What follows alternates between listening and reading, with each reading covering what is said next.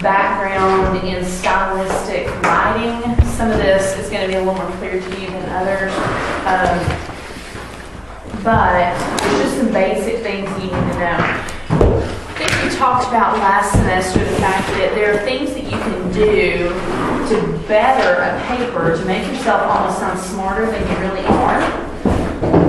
And that's where your style of your paper comes in. Okay?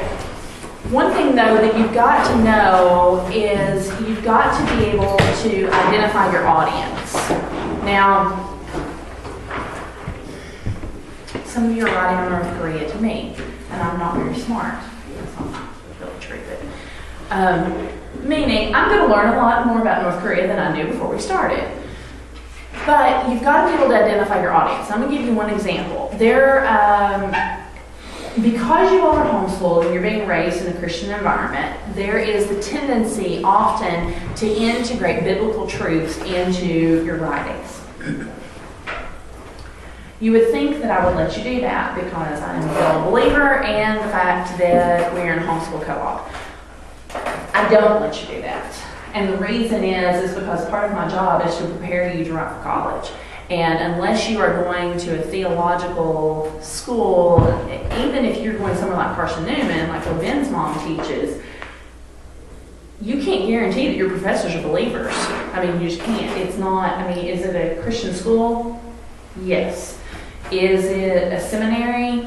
No. So you have to be careful where you address things like that, because remember, when you're talking about research papers, your first and foremost thing is that your paper has to be credible. Well, if you are addressing someone who does not believe the Bible is credible, then you have then lost credibility. Now, we know what is truth, but again, you've got to know your audience. You also need to think about the language in which you use. Because this class is boy heavy, the chances of you all using a lot of figurative languages, similes, metaphors, things like that, are pretty slim. But you have to be careful with that. You can use figurative language. You want to stay away from hyperboles. Who remembers what a hyperbole is? What is a hyperbole? Exaggeration. An exaggeration. Why do you not want to put an exaggeration in a research paper? Just try to stay credible. Right. Okay. One example is that there was in the papers in the fall when we were talking about the internet, somebody referred to it as a monster. Well, is that necessarily wrong? No, I would probably describe it as such. But why doesn't that fly in a research paper? Because they don't want to invoke. They don't want to. They're not trying to invoke emotion. They're trying to invoke thought. True. Now, what if you're quoting someone as referencing the internet as a monster? Is that a valid time to use that? You're shaking your head yes. Would it be a valid, that type paper though was what kind of paper? It was research paper. What kind of research paper? Persuasive. Persuasive. You're doing an informative this time. So you want to make sure again that when you're doing an informative paper that the language that you use is as unbiased as it can be. Now again, when you give this something, I keep using North Korea because it's a volatile situation and a topic, you're going to get in a little bit more than that, because the truth is the information you all are finding is probably, my bet is at least 80% negative, maybe more than that. So you just have to be careful on that. The place where you have the opportunity to feed in a little bit more of yourself, your wording, things like that, is going to be in your introduction and conclusion. It's going to be where you have personal experiences, use them, okay? You have the opportunity, you boys have the opportunity to write about sports, to use a personal story. That is the only place in the paper that you can use an I. Do you follow what I'm saying? That you can actually use that. If you know someone who has struggled with anxiety with school, I mean, the truth is probably everybody in this room, minus Jordan, who doesn't get stressed out about anything. Are you grinning? What are you smiling about? You were. Okay. All of y'all have probably dealt with some form of anxiety about school. Okay, so you could even have the opportunity to use that there or somewhere that you know. But you can build a little more emotion, a little bit, in your introduction and your conclusion based on your topic. Now, again, you have to learn your audience. One piece that you're going to use, I know you're doing dual enrollment next year. You're doing dual enrollment next year. Sarah, do you know if you're doing dual enrollment next year? You have no idea. When you take English in college, or even other classes that you have to write essays for, the best way for you to find out what kind of writing your professor prefers is to locate something that they have written. Every professor has to be published in some way. It may be their doctoral thesis, it could be something, okay? But you need to find it. And you don't have to read the whole thing because it may bore you to tears, but if you read portions of it, you're going to get an idea of how they write. Typically how they write is how they are going to like for their students to write. So that's a good idea as well. The conclusion. Your introduction and your conclusion, in my opinion, are the most important pieces of any paper. It's the first thing that we read, it's the first thing that draws us in, it's the first thing that introduces your topic. Your conclusion is the very last thing. If your whole paper's crappy and your conclusion is pretty strong, then you're at least leaving your reader with something. Do you follow what I'm saying? So make sure that you pay close attention to that. What happens often with students, and with adults for that matter, is you write your body first, then you write your introduction, your conclusions last, you're done, you're over it, and you just want to get it down on paper, and so therefore the last thing that you leave your reader with is weak. Be very cautious not to do that. So there's that. When we talk about your diction, I'm looking at my notes, I'm getting ahead of myself. Roadmaps. I want you to look for a second on page 199.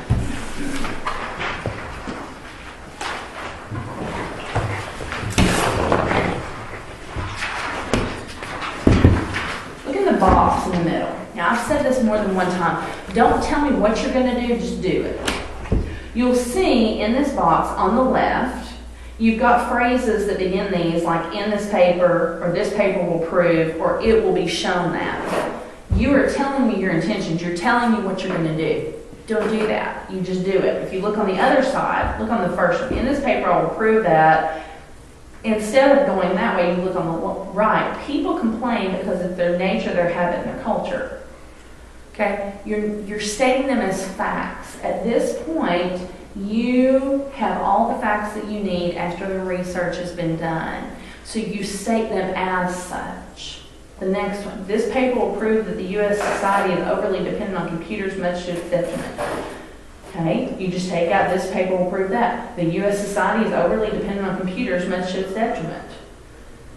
You're just taking out the announcement of what you're about to do. Now, you do need to, in some situations though, remember to use your transitions.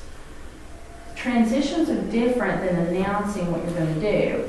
Where have you been told to look for transitions?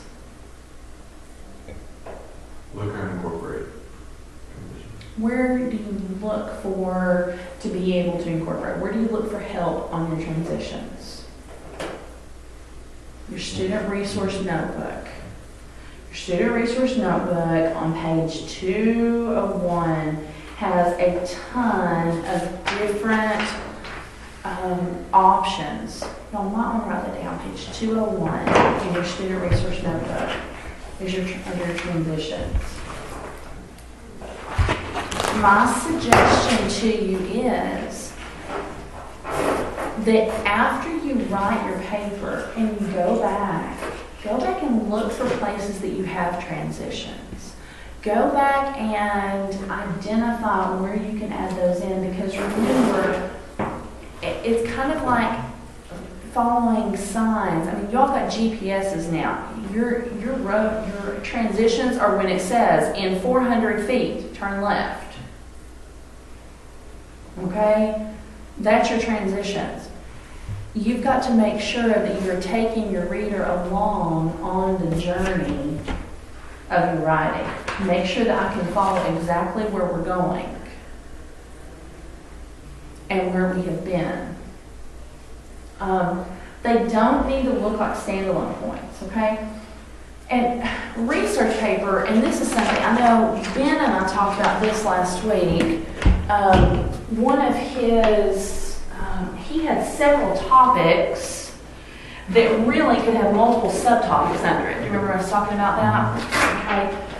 So if we're talking about Ben's paper and we talk about health benefits, okay, you could possibly have even, would you say 3 paragraphs under health benefits? Okay, like, can you give me some examples? You got physical, mental, You got what? physical and mental health benefits. Okay. But, okay, even under physical, okay, so physical and psychological. Okay. Let me show you how to do this though, okay? So let's say that you've got, did I spell it wrong? You keep laughing at me and I can't figure out why you're laughing at I'm me. not laughing at you. Okay.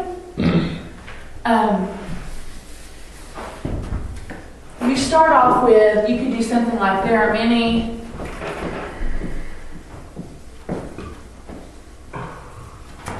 health benefits, H-E-A-L-T-H,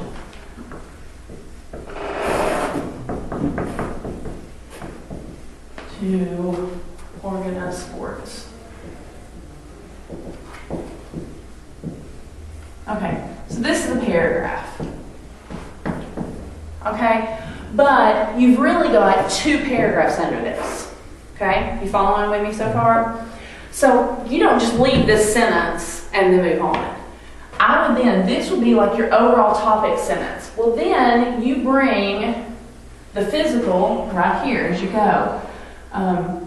Obviously,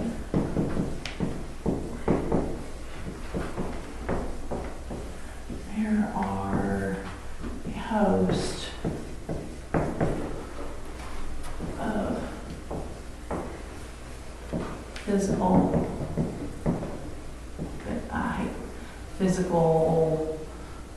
not benefits. Give me another word.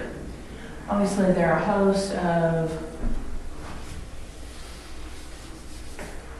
Advantages. what? Advantages. No, advantages to the physical body.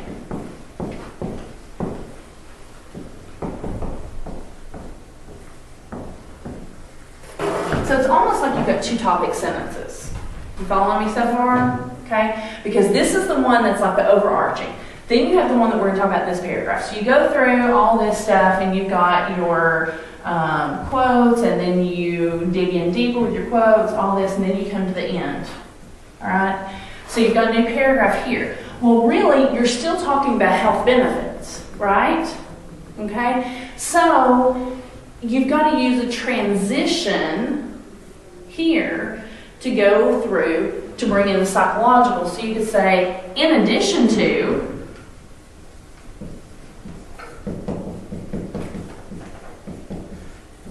the physical health benefits,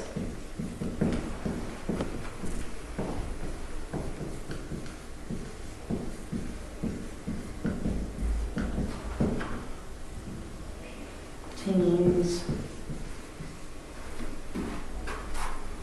also reap a healthy psychological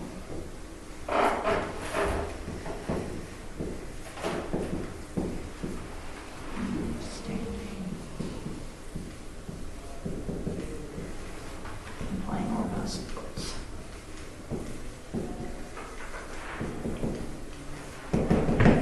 Okay, so where are our transitions here then? In this sentence, I had to transition back to this sentence right here.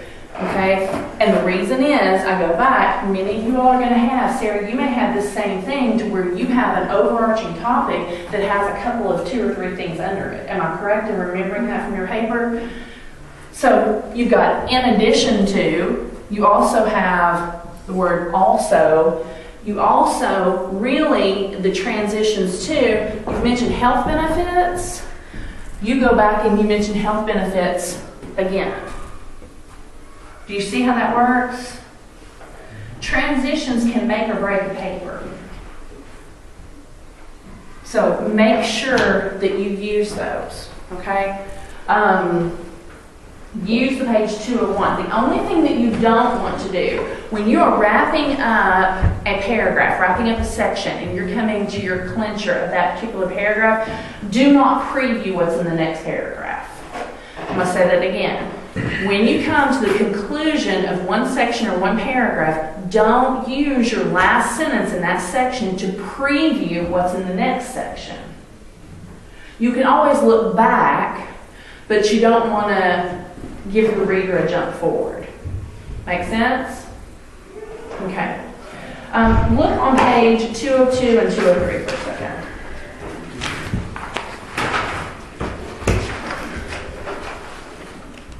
We have talked about this a little bit. Actually, we talked about this a lot, and I'm going to go back and make sure that I'm clear on this. Okay? We talked about thesis hooks. Your thesis, and we've gone over all of your theses. Theses. Is that right, James? Theses? It sounds funny. We've gone over all of them to make sure that you're not dealing with necessarily 3-pronged thesis. Now, we did say, though, that there is a way to do that. And the way to do that is what I just did here. If you had 3 categories that everything else fell under, you could almost do it. But you don't typically want to do that because you don't want to give your reader the idea that you're going to have a 5-paragraph paper. Okay? But we said that the one thing that you've got to do is, because it's a lengthy paper, is carry your thesis throughout the entire paper. How did I tell you that you needed to do that? What did you need to incorporate or do to make sure that your thesis was remembered from beginning to end? Incorporate 2 to 3 keywords in the thesis at the end of your paragraph.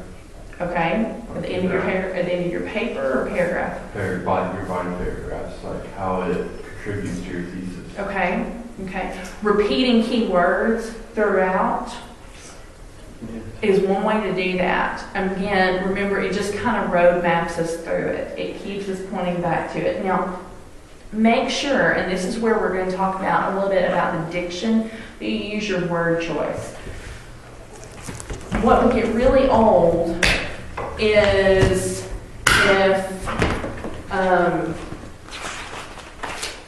the word that you were reusing over and over and over and over and over and over and over and over again was benefits. Okay?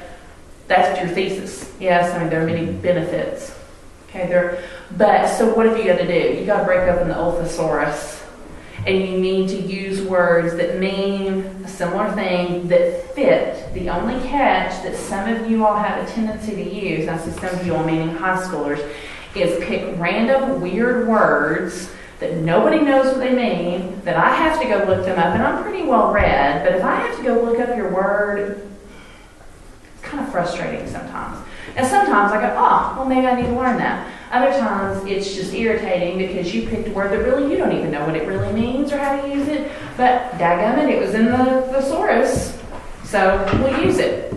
Please don't do that, okay? So Brobdingnagian isn't a type of dinosaur? Brobdingnagian. That will forever be my class one year. And it's funny because one of the students in my class and my youngest son found this word at the same time. It means big. It means gargantuan. But nobody knew what the flipping word meant. And then before you knew it, everybody in the class was using the word Brobdingnagian.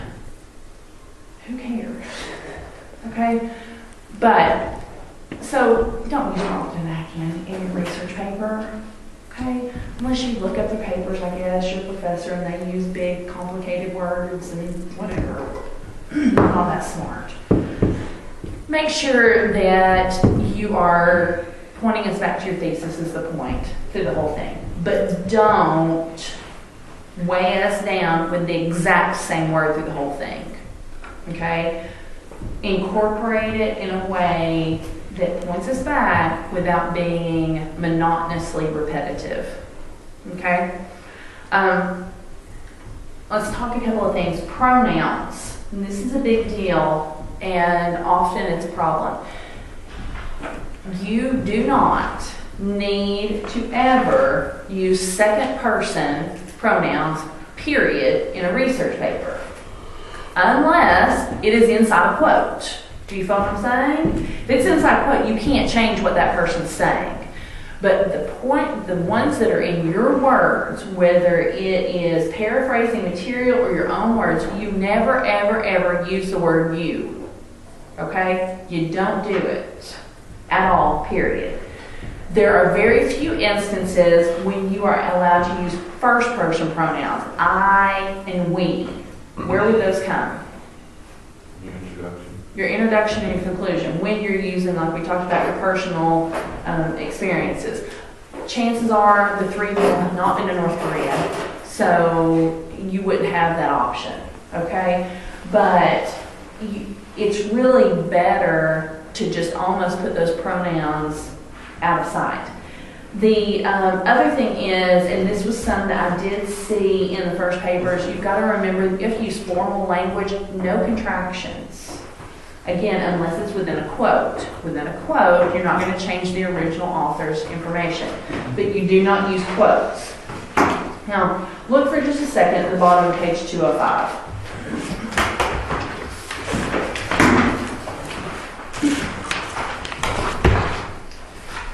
In an effort to not address your reader, to not say you, or things like that, what people often default to is saying one. Like if you'll see toward the bottom of the page. Can one argue that a government with more power is constitutional? Okay, you don't need to use the word one. It sounds weird, it sounds awkward. Instead, you can use people or person. I feel like one sounds, personally, I would prefer saying one to people or person. Yes, you have to be careful though, and that's exactly where I was going next if I understood you correctly, okay? Some teachers are okay with you using one. I don't like it, and most of the teachers I know don't like it. But you've got to make sure though, and even instead of people, if there is a specific group of people that you're talking about, like Sarah, you may be talking about students or teachers or parents. If you can use the actual group of people that you're referencing, do that, okay? Instead of just generally saying people. Well, what people? You know, Sarah, are you referring to my 90-year-old grandparents? Are they going to be stressed out about school? No, they're people though. So make sure that you're using the correct group of people that you're referencing if you can do that. Teachers, judges, blue-collar workers, Hannah, that may go in yours. You know, it's more blue-collar jobs. So make sure you're doing that. The only thing there is, if you are using pronouns then, like if Sarah were to say in her paper, most students have anxiety attacks at some point in their high school career, and then she wants to start her next sentence, she can't say she had one her freshman year, her sophomore year, and her junior year. Why? Because she was talking about students. She then has got to make sure that her pronoun matches the people or person she was just talking about. Which leads us to the next thing. When you get to the he, she, his, her, all that jazz, don't use those weird slashes. His, her, he, she, okay? You go into people, that's when you're going to use those specific groups, people or persons. But if you look down through here, you've got to make sure that you use the correct pronouns. When, let's see, on page 206, there about a quarter of the way up, it says when people buy cell phones. Do you see that?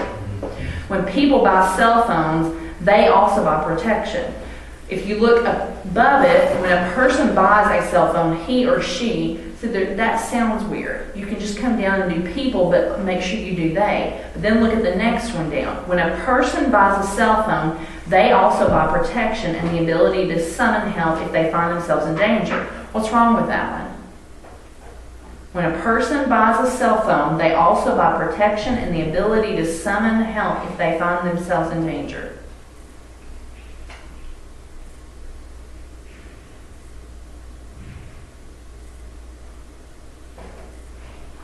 Who is they referring to? Multiple people. But in this particular thing, what is it pointing back to? One person.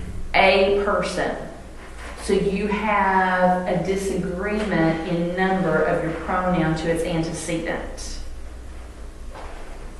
So how would you fix that? When people buy cell phones, they.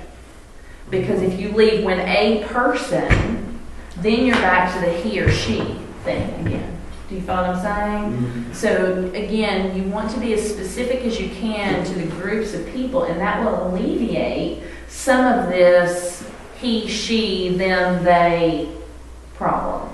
Okay? But if you do have to use people or a person, make sure that you are using the correct pronoun to match that. Alright? Any questions on that so far? The last thing I want to talk about is verb tenses within your paper. Most often, you are going to use past tense because everything that you have researched has happened in the past. Even if it happened yesterday, it's in the past. Okay? Now, if you are referencing, again, I go back because some of the quotes that you're going to be using will not be in the past. They're verb tense, so you've got to keep whatever they said in the beginning there.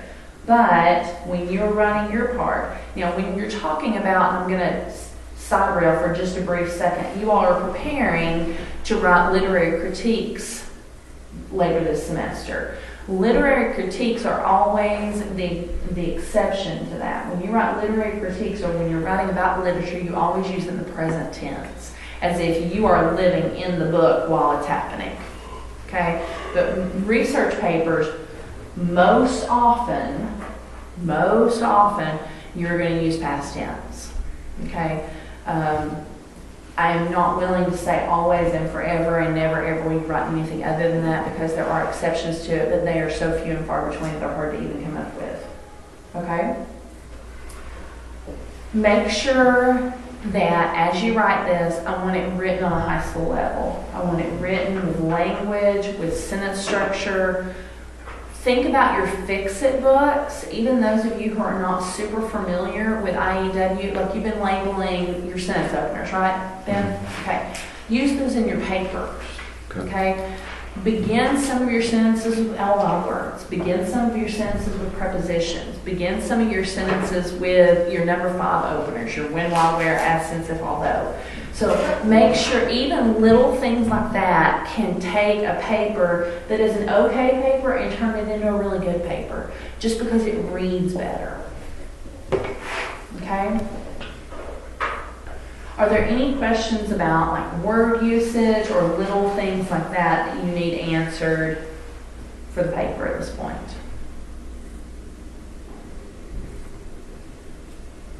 No.